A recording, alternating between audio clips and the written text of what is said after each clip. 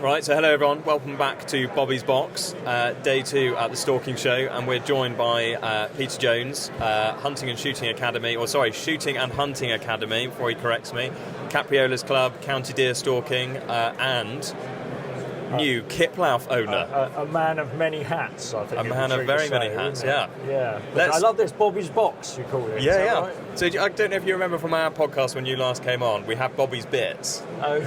In terms of all the kit and equipment, and it was actually so this is a Divana Heisey that they very kindly loaned to us for this show, and they suggested we had it, and we said to them, we're like, that's really great, that's really kind, we just got to come up with like a snazzy name for it. And again, they were actually the ones, they turned around and said, why don't you just call it Bobby's Box? Well, it's a very novel idea, I like it. It's nice to be able to sit down for once as well. Yeah. If you sort of crouch down, you could have a little sleep up here and no one would know you're up here. Yeah. So and you've taken advantage of that? Not yet, but I was more thinking for you, because you've been so busy this past day and a half. It's been a really good show, actually. Yeah. You know, as you guys know, we came last year, so got a flavour for it then, and we were all too keen to come back again this year. And I think it'd be true to say David will be very pleased, because the footfall seems to be more this year than last. I don't know if you agree. Definitely say so.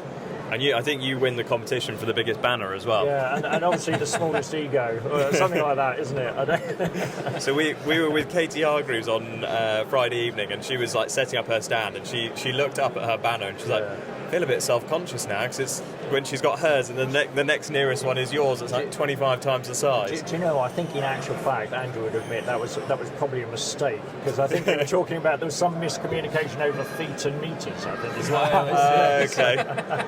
We did say we were impressed you managed to find anyone who could make a banner that size. Yeah, well, I think it cost us a couple of £100 just to put up, to go on the old cherry pickers and stuff. You could put it on the side of a bus. Yeah, all dear.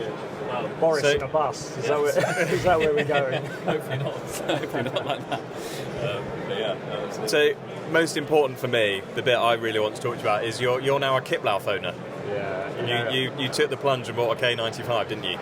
You know, last time we spoke, I think I was threatening, wasn't I? You were, yeah. It. And I have to say, I love it. I absolutely love it. You know, I've handled a lot of firearms, as you can imagine. Yeah. And just there's something about that rifle. It's really kind of met my expectations on the police, you know. Because you have one as well, I think. I do for my sins. I've got a Merkel version. Oh, the K5. And it's. I again, similar to you, and we've been having this conversation with a lot of guests that have come on, there's just something about them that's just, I don't know. You went a wooden stock. I did, yeah. Have you got the carbon one? Yeah. I kind of like that. I like using the word juxtaposition, it's just because it's a good word, but I like that juxtaposition between a traditional rifle with modern materials. There's something about that, I think, and I always find that carbon, I think, is very attractive. But in truth, it's difficult to make a rifle like that look ugly, isn't it? I could probably paint it in Dulux emulsion and it would still look good. Yeah, lovely, beautiful lines, nice fluted barrel. What calibre have you gone for? Well, here we go. I went for the 6.5 Creedmoor. Oh, God. No judgment from you there. Oh, dear. But what I thought was, I mean, the reality is, I've got a lot of other calibers and a lot of other rifles. Yeah. And I thought, well, the 6.5 Creedmoor, the new kid on the block. But what's so good about it, I think, is because it's so mild recoiling. Yeah. And anyone that knows what these Kiplaufs are like, especially the K5, the K95, they're very lightweight rifles, aren't they? Yeah. And so a light recoiling rifle in a lightweight rifle just seemed to lend itself very well. Especially having a Kiplauf that's also carbon fibre. Yeah. I'm sure there can't be many lighter rifles than that. You wouldn't want that in a sort of 270 or something. And to go with a lightweight rifle and a mild recoiling calibre, I've actually gone for a very light bullet weight as well. Okay. And I think it's I've just mentioned this because it kind of interested me. I don't know whether it'd be any interest to your listeners, but I went for the 93 grain ammunition. Okay. Yeah, because I looked at the sort of ballistics and all that, and actually it was very impressive. Not just the how flat shooting it is, but also when you look at the muzzle energy and foot mounds of energy, the terminal ballistics, it was really, really impressive. But I think the drop on a 93 grain from 6.5 Creedmoor is like, with 100 yard zero, I think it's just 2 inches at 200 yards. Really? So it's an incredible incredibly flat shooting caliber. Incredibly. What's the muzzle velocity on that, though? That must be screaming along. Yeah, we're going to be over 3,000 feet a second, isn't it? I thought so. And I think foot-pounds at the muzzle, you got me off the top. Yeah, sorry, that's a very unfair question. I think, if memory serves, about 2,200, something like that. So not as much energy as the 308s, as the 30 or 6s, the 270s, but more than the 6.5 Swedish, more than the 243s, that sort of thing. So it represented that nice in-between kind of level of energy. But what I really liked was that crazy flat shooting, 2 inches a drop at 200 yards was just incredible. It's a real sort of point and shoot caliber. And I thought initially, I'm going off on a bit of a soapbox here. Anyway, someone will think I've got some sort of like sponsorship from RWS, but no. With that 93 grain ammunition, I thought maybe it might be lack a little bit of punch, but I found that I shot Seeker, I shot fallow with it, and it really seems to do the job. So anyway, enough of that. Do you find that that's the rifle that you're picking up most of the time? Because I know you're a big fan of the Sauer 202 and the Blaser R8s. Yeah. Is it the Kiplauf now that's sort of the new kid on the block for you? Do you know, in all honesty, we have got no sponsorship or relationship with any rifle manufacturer. So I think that's really important to make that clear, So I tend to pick up rifles which I enjoy shooting. It's as simple as that. And a reflection of that is, when I look in my gun cabinet, I've got rifles from Sarco, got rifles from Sauer, from Blaser, a whole range. I've even got some Anschutz and some British Sporters and all sorts. But in fact, we did a little film shoot yesterday, and I was looking around the shooting show for another rifle because I'm planning on getting a 270 for my next rifle. Great caliber, and so I was having a little look around, thinking, well, what do I want to go for next? And so we highlighted about half a dozen rifles at the show, which I thought looked really interesting. And I think, it's very easy to talk about these high-end, expensive rifles, isn't it? But, I mean, one of the rifles I handled, which I really liked, was some of the Bagaras. I thought they were very good. Yeah, interesting. We've had a lot of people actually say, especially the new, I think it's the Sierra Bagara that's coming out. They've got a new model. They're sort of just above £1,000, but you get a lot of rifle for the money. I think so. And I'm looking at the BA-13, which is their little Kiplauf gun. Oh, nice. they've got. That's quite again a bit of a juxtaposition between you get a sort of synthetic stock with a sort of traditional rifle. Lovely. Tom's not a fan because he's a purist, but there we go. No, I think Harry's taking a step in the right direction to the single shot camp. We'll get him to a nice wooden stock one or a carbon fibre one at some point. We'll get him there. So on your travels round, Peter, what else has caught your eye at this year's show? There was something else which I thought was really interesting, was the GRS stocks. I think I got the name right there, chaps. GRS stock. I thought that I've got some in my gun cabinet. Some of the actions and the barrels are still good on some of those rifles, but you can't help but look at them and thinking they're getting a bit shabby. My old Seiko 85, for example, that stock's probably about approaching 15, 20 years old now, and it's looking a bit shabby, and the idea of having a custom stock effectively fitted to what is a great action and a great barrel I think I picked up one of the stocks for £500 or £600, and I thought that looked really good. So that certainly caught my eye. As I say, so a few of the rifles I thought were great. The Gunworks was quite interesting. Have a look at their rifle. Undecided on that one. I handled that. I'd like to look at that in a little bit more detail, I think. So, do you need our help distracting your wife whilst you disappear off later to buy a new rifle stock? Do we need to cause a distraction? Is that what you're saying, or is she quite supportive? I get all too little time to wander around this show, in truth, and I'd like to spend a little bit more time, to be honest, to have a look around. I think I should mention as well, I picked up some clothing from Rovins, because as you all know, we're coming into tick season now as well, aren't we? Yeah.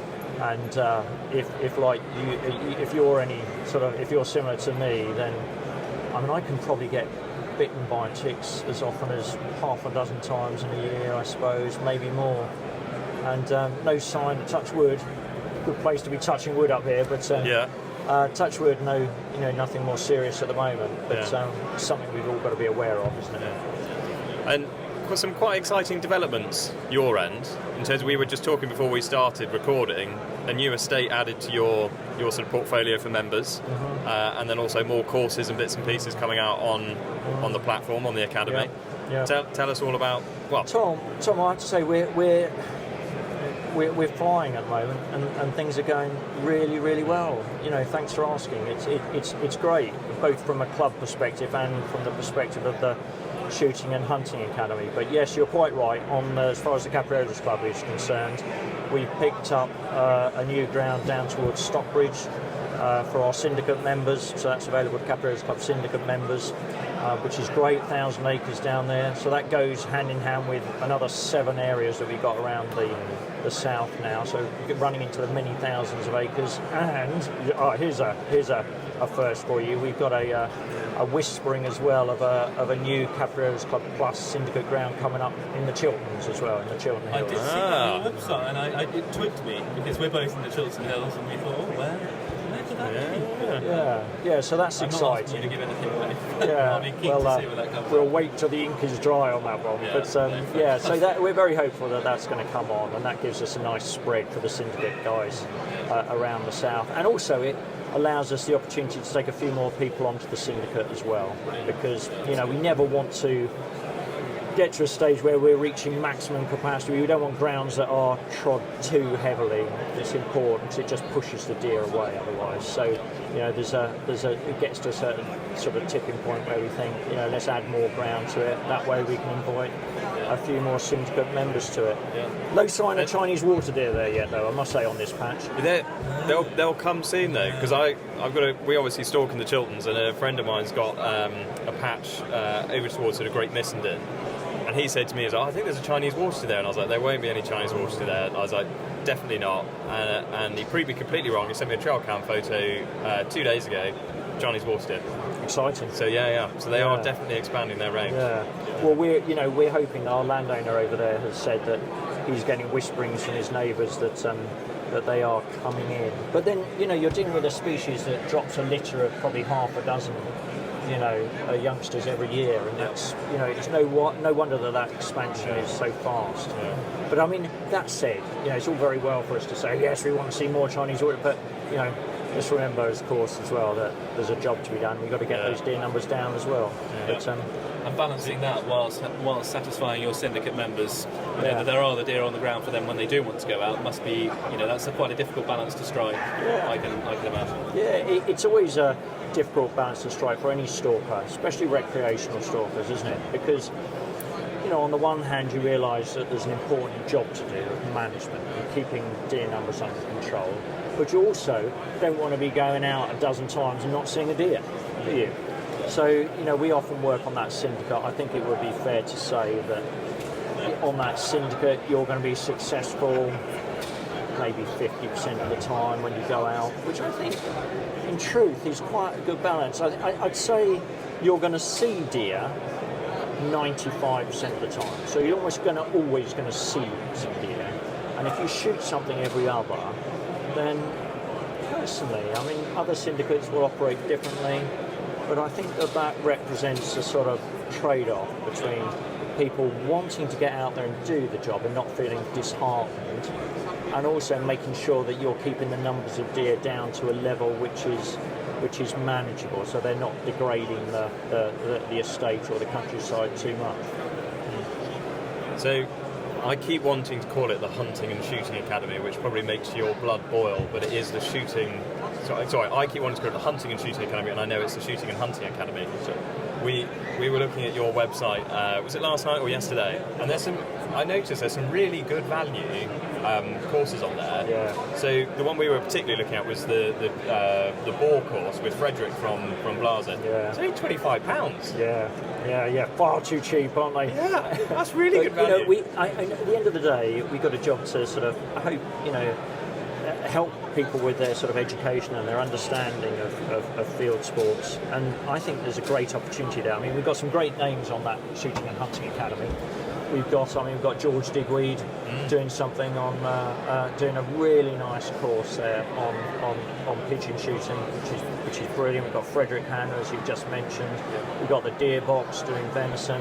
We've got Josh Brown as well from Barbary Shooting, who's just gone off, I think, with the GB team, hasn't he, to shoot plays. So we've got some real expertise on there, which I think is there's something there for everyone.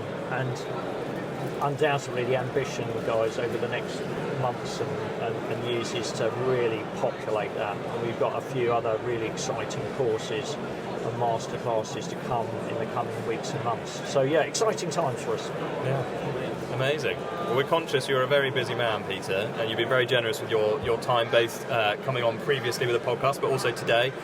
We're actually next to you at the stand, so we've been kind of watching from up here in the stand, up in our box, as your stand's just constantly busy. So we'll let you get back and carry on with your weekend. Well, Tom, Harry, nice to see you both, and always a pleasure. Thank you.